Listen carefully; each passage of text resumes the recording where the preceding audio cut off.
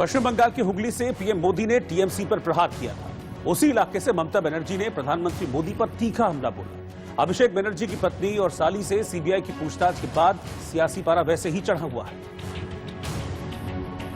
इसीलिए जब ममता बनर्जी ने हुगली के साहगंज में चुनावी रैली की तो बीजेपी और पीएम मोदी पर चुन चुन कर हमला बोला। लेकिन इसी दौरान ममता ने पीएम मोदी की तुलना पूर्व अमेरिकी राष्ट्रपति डोनाल्ड ट्रंप से करते हुए एक विवादित टिप्पणी कर दी। तो भावताबाज, এত মিথ্যেবাজ, এত দঙ্গবাজ, এত প্রতিহিংসাপরায়ণ পার্টি সারা পৃথিবীতে কোথাও নেই। ট্রাম্পের দেখেছিলেন তো, ট্রাম্প আমেরিকার প্রেসিডেন্ট, তাকে গিয়েছিল জেতাতে, মানে নিজের কিছু করবার ক্ষমতা নেই, গেছে ট্রাম্পকে জেতাতে। ট্রাম্পের যা হাল হয়েছে ওনার হাল তার থেকেও খারাপ হবে, তার থেকেও খারাপ হবে। মনে রাখবেন, হিংসা কখনো মানুষকে ভালো উপহার দেয় না। बड़ी तादाद में जुटे समर्थकों को संबोधित करते हुए ममता बनर्जी ने राज्य में बीजेपी की सरकार बनाने के दावे को खोखला बताया। बोले ममता जी ने कुछ नहीं किया, हमने सब कर दिया। जिज्ञेस করুন কি করেছো? কন্যাশ্রী কে করেছে? আপনারা উত্তর দেবেন। কন্যাশ্রী কে করেছে? ঘরে ঘরে মেয়েরা পড়াশোনা করছে, কে করেছে কন্যাশ্রী? বলুন কে করেছে? মা বোনেরা বলুন কন্যাশ্রী কে করেছে? कोयला घोटाले में अभिषेक बनर्जी की पत्नी और साली से सीबीआई की पूछताछ से ममता बनर्जी की टेंशन बढ़ी हुई है। लेकिन ममता ने एक बार फिर बीजेपी पर पलटवार किया और इमोशनल कार्ड खेला। মিথ্যে কথা বলছে। তুমি যদি পলিটিক্যালি ফাইট করো তাহলে তোমার রাজনৈতিক প্রতিহিংসা কেন? নাও না, কজনকে অ্যারেস্ট করবে করো। তৃণমূলের আমার 20 লক্ষ ওয়ার্কার আছে, সবাইকে অ্যারেস্ট করো যাও, ইনক্লুডিং মি। আমাকে সবাইকে আমাদের অ্যারেস্ট করো আর জেলে রাখো। শোনো, তৃণমূল কংগ্রেস এমন রাজনৈতিক দল না। তুমি এই আদিশক্ত গ্রামে যদি আমায় গাছ করে পোতো, আমি তোমার দিল্লিতে গিয়ে ওখানে মাথা তুলে দাঁড়াবো। এটা মাথা তুলে মাথায় রেখো। ममता बनर्जी की हुगली की रैली में पूर्व क्रिकेटर मनोज तिवारी टीएमसी में शामिल हो गए। पश्चिम बंगाल के हावड़ा में जन्मे 35 साल के मनोज तिवारी टीम इंडिया के लिए खेल चुके हैं और कयास लगाए जा रहे हैं कि टीएमसी उन्हें हावड़ा सीट से उम्मीदवार बना सकती है। इससे पहले पूर्व क्रिकेटर लक्ष्मी रतन शुक्ला टीएमसी का साथ छोड़ चुके हैं। पश्चिम बंगाल के चुनावी माहौल में ड्रग्स के केस ने बड़ा सियासी ड्रामा खड़ा कर दिया। पुलिस ने इस मामले में बीजेपी नेता राकेश सिंह को गिरफ्तार किया था। उन्हें 1 मार्च तक पुलिस कस्टडी में भेज दिया गया। इससे पहले बीजेपी युवा मोर्चा के नेता पमेला गोस्वामी की कोकीन के साथ गिरफ्तारी हुई। लेकिन अपने साथियों के साथ गिरफ्तार की गई पमेला गोस्वामी ने साफ कहा था कि बीजेपी नेता राकेश सिंह ने उन्हें इस मामले में फंसाया। इसके बाद पुलिस ने राकेश सिंह को पूछताछ के लिए बुलाया, लेकिन वो नहीं गए। फिर पुलिस ने मंगलवार की रात राकेश सिंह को गिरफ्तार कर लिया।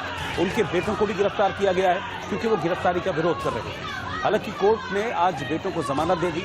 वहीं राकेश सिंह ने इस मामले में सफाई देते हुए कहा है कि हो सकता है कि पुलिस कस्टडी में पमेला गोस्वामी के ऊपर उनका नाम देने का दबाव बनाया गया, क्योंकि वो पमेला गोस्वामी को जानते तक नहीं। राकेश सिंह को बीजेपी के राष्ट्रीय महासचिव कैलाश विजयवर्गीय का करीबी सहयोगी माना जाता है। इसीलिए उनकी गिरफ्तारी के बाद सियासी पारा चढ़ा हुआ।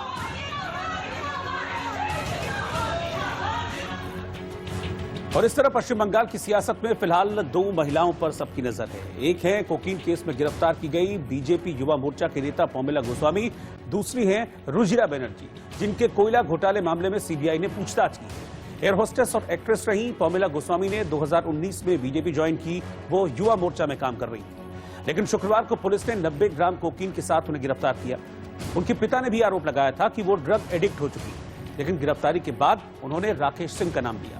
उनकी गिरफ्तारी से बीजेपी बैकफुट पर है, तो रुजिरा बनर्जी से सीबीआई की पूछताछ के बाद ममता बनर्जी की टेंशन भी बढ़ी हुई, क्योंकि उनके तार कोयला घोटाले से जुड़े हुए बताए जा रहे हैं।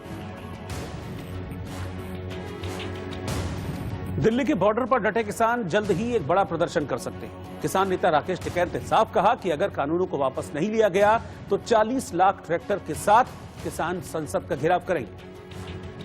मैंने चाहेंगे 4 लाख नहीं 40 लाख ट्रैक्टर इस बार दिल्ली में जाएंगे। आपने कहा है हमने बहुत दिन से ये कह रहे हैं कि इस आंदोलन से 40 लाख ट्रैक्टर को हमको जोड़ना है। वे 40 लाख ट्रैक्टर कर्नाटक में चले, वे तमिलनाडु में चले, वे आंध्र प्रदेश में चले, वे दिल्ली में चले, वे कहीं पे भी चले। जिस दिन आंदोलन होगा 40 लाख ट्रैक्टर इस आंदोलन से जुड़ेंगे। और आप भी जो ट्रैक्टर आ रहे हैं, हजारों ट्रैक्टर, 500 ट्रैक्टर, 200 ट्रैक्टर आंदोलन में आते हैं, ऊंट गाड़ियां, वे आ रही है। जो भी इस मूवमेंट का हिस्सा बनेगा तो उनकी संख्या 40 लाख के आसपास होगी। संसद की तरफ भी जाएंगे ये भी कहा है। संसद की तरफ किस दिन जाना है वो कॉल करके बताएंगे। वो आज जाना, इस साल जाना, 2 साल बाद में जाना, 1 साल बाद में जाना, उसकी तारीख कब होगी। लेकिन सवाल क्योंकि वही था कि अगर इंडिया गेट जैसे 40 लाख ट्रैक्टर हैं, जितने भी लाख दिल्ली में जाएंगे तो ये सुनिश्चित कैसे होगा कि कहीं कुछ ऐसा गड़बड़। अरे चले जाएंगे, कर लेंगे, उसमें सरकार माननी नहीं है। दिल्ली में भी ना जाएंगे दिल्ली में। दीप सिद्धू जेल में है, आपने भी देखा होगा, जानकारी है। एक वीडियो शेयर किया उसने फेसबुक पर, उसके फेसबुक अकाउंट से शेयर किया गया, यानी वो जेल में है, कोई अभी उसका सेल काम कर रहा है। उसमें कुछ नेताओं के, किसान नेताओं के नाम लेकर ये कहा गया है, आपका भी वीडियो है उसमें, कि आपने भड़काया, किसान नेताओं ने भड़काया। जाने से पहले जब वो पकड़ा नहीं गया था तो एक वीडियो शेयर करके कहा था कि मैं एक्सपोज कर दूंगा किसान नेताओं को। क्या आपकी प्रतिक्रिया? अब वो वीडियो देखूंगा जब पता चलेगा। हाँ, वीडियो के बारे में थोड़ा सा आपको बता देता हूँ। वीडियो में हालांकि वीडियो हमारे पास है, लेकिन जो वीडियो में कहा है वो मैं आपको बता देता हूँ। वीडियो में कहा है, ये 7 मिनट का टोटल वीडियो है, उसमें कहा है कि वीडियो में किसान नेता राकेश टिकैत का बयान है जिसमें वो ट्रैक्टर रोकने पर दिल्ली पुलिस को धमकी देते नजर आ रहे हैं। ये वीडियो पूरा जो।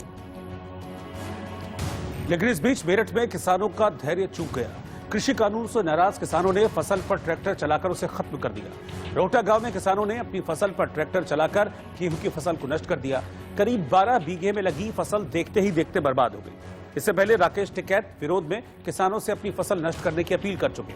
किसानों ने कहा कि सरकार उनकी बात सुन नहीं रही है और इसीलिए वो ऐसा कदम उठा रहे हैं। ये सरकार हमारी मान नहीं रही और हमें तो ये काम करना पड़ेगा। धरना चल रहा है, धरने की नहीं सुन रही, हमारी नहीं सुन रही। इतने लोग परेशान हैं, इतने लोग मर लिए, किसी की बात तो गौर नहीं कर रही है। ये तो तानाशाही पे आ रही है। हिटलर वाला रोल अपना रखा है इन लोगों ने। नुकसान है बहुत ज्यादा, और नुकसान का काम कम से कम पागल भी नहीं करता। हम तो थोड़े बहुत तो जानते हैं, थोड़े बहुत तो पढ़े लिखे हैं ही, सरकार जितने तो है नहीं पर कुछ तो हैं, लेकिन नुकसान का काम कोई नहीं करता। तो हम भी इस वजह से जब आने वाले टाइम में हमें इसके दाम नहीं मिलेंगे तो हम इसे क्या फायदा। आज गांव के बाहर बोर्ड लग जाएगा, जो भी बीजेपी के कार्यकर्ता, मंत्री, विधायक, सांसद जो भी है वे गांव रोहटा में ना आए, वरना उनकी जो भी उनके लिए नुकसान होगा वो उसके जिम्मेदार खुद होंगे। क्योंकि गांव ने, पूरे गांव ने मिलकर पंचायत की थी और बीजेपी के कार्यकर्ता, सांसद, विधायकों का बहिष्कार किया है। और ये नमूना है कि हमने अपनी फसल को जोत दिया है। ये जो भी अनाज हमारा अडानी और अंबानी के गोदाम में नहीं जाएगा। हालांकि सरकार अभी भी दावा कर रही है कि कृषि कानून किसानों की बेहतरी के लिए और सरकार किसानों के विकास के लिए काम कर रही है। यह केंद्र सरकार का महत्वाकांक्षी कार्यक्रम है। अभी 10 करोड़ 75 लाख किसानों तक यह कार्यक्रम पहुंच गया है। 10 करोड़ 75 लाख किसानों को 1,15,000 करोड़ रुपए से अधिक की राशि उनके खातों में ट्रांसफर की गई है। 6,000 रुपया किसानों की वार्षिक आय में इस योजना के माध्यम से इजाफा हुआ है।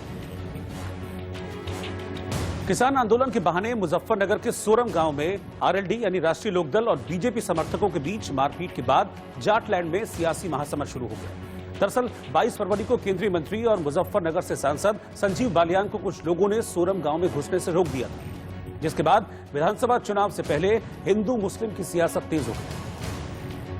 क्योंकि मुजफ्फरनगर के सोरम गांव में बीजेपी और आरएलडी समर्थकों के बीच हुई झड़प के बाद केंद्रीय मंत्री और सांसद संजीव बालियान ने आरोप लगाए कि यह घटना विपक्षी दल की पहले से तय साजिश है और एक मस्जिद से किए गए ऐलान के जरिए लोगों को उकसाया गया, जिसके बाद सोरम गांव में सोमवार को उनका विरोध किया गया और नौबत मारपीट तक पहुंच गई। सुनिश्चित साजिश थी पूरी तरह से।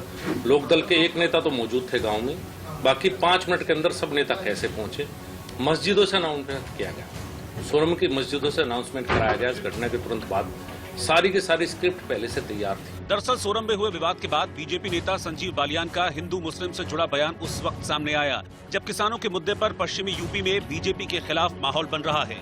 उधर सोरम में हुई घटना के बाद भारतीय किसान यूनियन के प्रमुख चौधरी नरेश टिकैत पीड़ितों से मिलने पहुंचे और पीड़ित किसानों को मदद का हर संभव भरोसा दिया। साथ ही सलाह दी कि बीजेपी नेता फिलहाल सोरम न जाएं। इतना ही नहीं, उन्होंने किसानों के समर्थन में 26 फरवरी को सोरम में महापंचायत का ऐलान भी किया।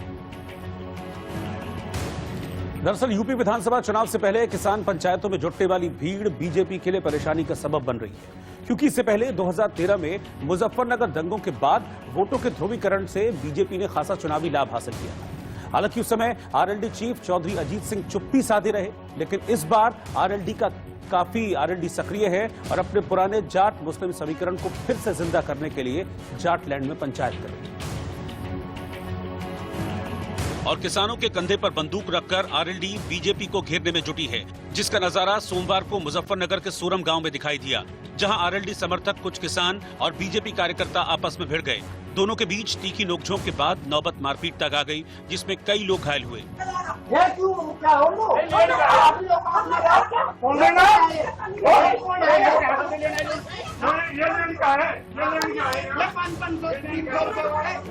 दरअसल शाहपुर थाना इलाके के सोरम गांव में बीजेपी सांसद संजीव बालियान का किसानों ने विरोध किया।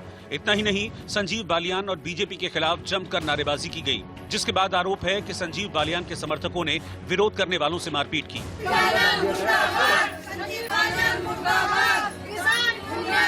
इतना ही नहीं, बीजेपी कार्यकर्ताओं से नाराज लोगों ने शाहपुर थाने का घेराव किया और मारपीट करने वाले बीजेपी नेताओं की गिरफ्तारी की मांग की। हमने नारा लगा सिर्फ किसान एकता जिंदाबाद, किसान एकता जिंदाबाद। इसके अलावा हमने और कोई नारा नहीं लगाया। उसकी गैल जो लड़के थे गांव के भी बाहर के भी, वे लट्ठी भी ले रहे थे, हॉकी ले रहे, डंडे ले रहे थे। उन्होंने मेरे सिर में लट्ठी मारी, इस भाई के मारे, एक इस अनिल गुदाब रखा, एक ये थे ताऊजी बैठे तुल्ली, इनका एक राजेंद्र थे। बुजुर्ग आदमियों को भी दाब रखे उन्होंने। तो फिर जैसा उन्होंने सिर में लट्ठी मारी, मैं चक्कर सा आ गया, मैं बिट्टू के घर में भाग के चले गया। तो संजीव बालियान ने कहा मोबाइल लाओ, फौज के तोड़ दो इनके मोबाइल, इन्होंने वीडियो बना रखी। तो जैसे हम कमरे में बड़े भाग के, तो हमने मूसला भेज लिया। 5-7 3-4 बुजुर्ग थे वहाँ। तो मकान में जाकर पुलिस वालों ने जो उसकी गैल गुंडे थे, उन्होंने लात मार मार के बिट्टू के मकान का मूसला भी मोड़ दिया और गोली मारे गए। वो तो बिट्टू की घरवाली की गैल अड़ी, उसकी गैल भी उन्होंने बदतमीजी करी। हालांकि बीजेपी सांसद संजीव बालियान ने मारपीट के आरोपों से इनकार किया और आरएलडी पर साजिश रचने का आरोप जड़ दिया। उसके बाद कल सोरम गांव में राष्ट्रीय लोकदल के ब्लॉक अध्यक्ष के नेतृत्व में उनके 5-6 कार्यकर्ताओं के द्वारा, जब मैं एक 13वीं में मौजूद था, जो रस्म पगड़ी चल रही थी, मैं किसी राजनीतिक कार्यक्रम में नहीं था। कम से कम इतना तो रहना चाहिए कि हम इतनी मर्यादाएं तो एक दूसरे के रखें, इतना सम्मान तो एक दूसरे का करें कि ऐसे शादी हो या तेल, उन्हें तो राजनीतिक जन का खड़ना पड़े। समाज को मत तोड़िए साहब, राजनीति होती रहेगी, पहले भी आगे भी होगी। चुनाव में लोग पहले भी लड़े, आगे भी लड़ेंगे। समाज को आपस में लड़ा के आप लोग तो चले जाएंगे। वो घटना मुजफ्फरनगर की जनता को और हम सबको पड़ेगा। ये बहुत जो घटना है बहुत दुर्भाग्यपूर्ण है। मैं व्यक्तिगत रूप से दुखी हूँ। वे खुश होंगे, उन्हें खुश होने का, क्योंकि उन्होंने हमेशा राजनीति दिल्ली से बैठ के की, जनता के बीच में कभी नहीं की। दिल्ली से भावनाएं बढ़ा के राजनीति की। हम लोगों ने पसीना बहा के लोगों के बीच में लोगों की सेवा करके राजनीति। जम्मू कश्मीर के अनंतनाग में 4 आतंकी मार गिराए गए। जम्मू कश्मीर के अनंतनाग में मुठभेड़ में सुरक्षा बलों ने 4 आतंकियों को मार गिराया। 2 आतंकियों की पहचान जैश के आतंकियों के रूप में की गई है। उत्तर प्रदेश में मुरादाबाद के मुगलपुरा इलाके में ऑक्सीजन सिलेंडर फटने से एक युवक की मौत हो गई। ट्रक से सिलेंडर उतारने के दौरान यह हादसा हुआ। दिल्ली में राजघाट के पास के वन क्षेत्र में भीषण आग लग गई। फायर ब्रिगेड की 6 गाड़ियों ने करीब 5 घंटे की मशक्कत के बाद आग पर काबू पाया। सुनसान इलाका होने के कारण घटना में कोई हताहत नहीं हुआ।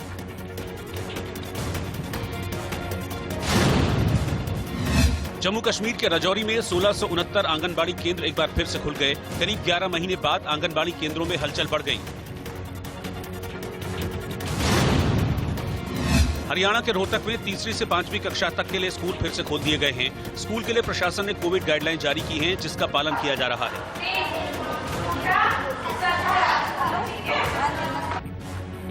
दिल्ली में नगर निगम की 5 सीटों पर उपचुनाव के लिए 28 फरवरी को वोट डाले जाने। इसके लिए सभी दलों ने पूरी ताकत लगा दी। इस बीच मुख्यमंत्री अरविंद केजरीवाल भी पार्टी के प्रचार के लिए सड़कों पर उतरे और शानदार रोड शो किया। सीएम अरविंद केजरीवाल ने उत्तरी दिल्ली में शालीमार गार्डन इलाके में रोड शो किया।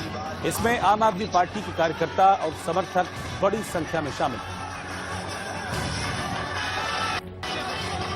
पार्टी के वाल्मीनगर से विधायक सोना पार्टी चुनाव प्रचार में वो भी कूद चुके हैं। अरविंद केजरीवाल भी आज आगाज शुरू किए हैं। लगातार 5 सीटों पर संग्राम से मानना है कि आज सीएम साहब को उतरना पड़ा मैदान में।